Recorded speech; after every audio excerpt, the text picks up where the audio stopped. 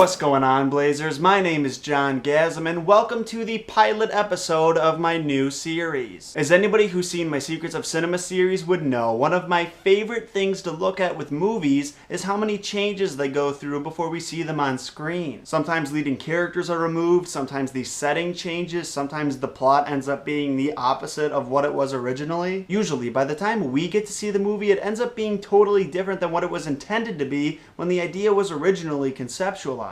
It's time for us to discuss what almost was and what came to be. In today's episode, in honor of Back to the Future Day being last week, we're going to discuss, you guessed it, Back to the Future. I figured that with the timing and all, this would be a pretty good topic to discuss. And also the script went through 40 drafts before it ended up as what we saw on screen, so there's a lot of material to cover. I went through a huge list of the biggest and smallest changes to bring you guys the biggest plot twists from Back to the Future.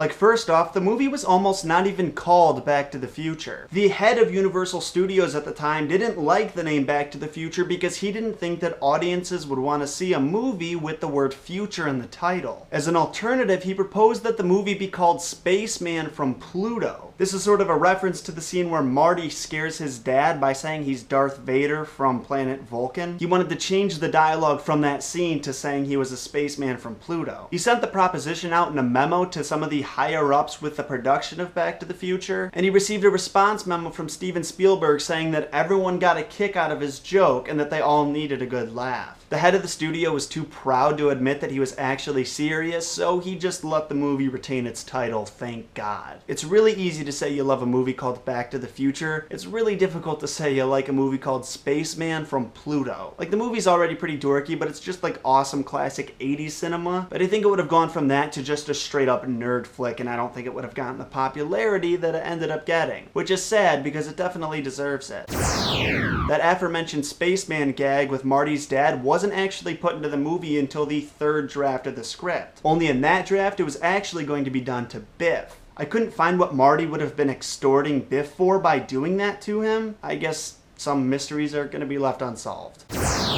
Originally, instead of an adorable dog named Einstein, Doc Brown had a monkey named Shemp. Sid Sheinberg, the head of Universal Studios that we just talked about, sent another memo out to Robert Zemeckis and Bob Gale insisting that they change it because movies with monkeys don't make money. I think we can all agree that that was a good recommendation on his part. Doc Brown also wasn't going to be called Doc at all. Originally, he was going to be called Professor Brown, which just doesn't have the same ring to it. A few other names besides Doc's were changed as well. Marty's mom was named both Meg and Eileen before they decided on calling her Lorraine. The change was made because Sid Sheinberg insisted that she be named after his wife, Lorraine. I personally feel like that's a really weird and annoying thing to insist upon, but I'm not in the movie business. Also, originally Marty's last name was going to be McDermott instead of McFly. The reason they changed it is because McDermott had too many syllables. And also, I feel like as soon as McFly was put out on the table, they realized that there is no name cooler than Marty McFly. This change is one of my favorites. In the original script, Doc Brown and Marty sold bootleg videos to fund the time machine. They changed this also at Universal's request, mainly because the studio didn't want to be associated with promoting video bootlegging.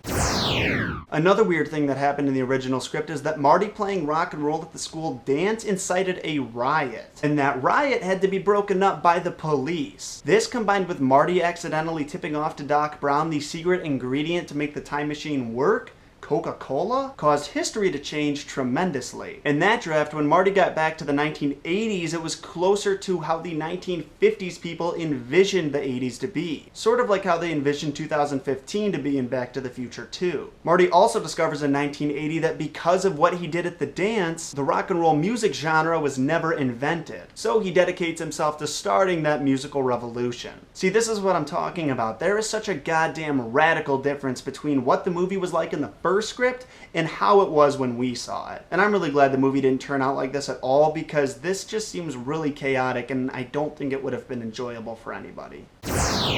And lastly, you guys, we have, in my opinion, not necessarily the biggest change, but the best change. Originally, the DeLorean was not going to be the time machine that Doc Brown and Marty uses. In the original draft, the time machine was going to be a laser device. In the second draft, instead of being housed in a room, that laser device was attached to a refrigerator and brought to an atomic bomb testing site. They scrapped this idea because they didn't want children climbing into refrigerators and getting stuck. In the third draft of the film, the time machine finally was a DeLorean, but instead of being triggered by 1.21 gigawatts of power, Marty had to drive the DeLorean into an atomic bomb test. Now in our heads now, these all sound like pretty ridiculous ideas, but these were all legitimate ideas put forward by the writers of the movie. We should probably just thank our lucky stars that the movie ended up how it did. Unfortunately though, I have no more plot twists to share with you guys today. I hope you enjoyed this list though. If you did, remember to hit that rate button with a big old thumbs up and leave me your thoughts in the comment section down below. Did you like this video? Do you think I should continue the series? What change that I listed are you most thankful for, or what's one that you wish you could have seen on screen? If you think your aunt would like this video, make sure you post it on her Facebook wall,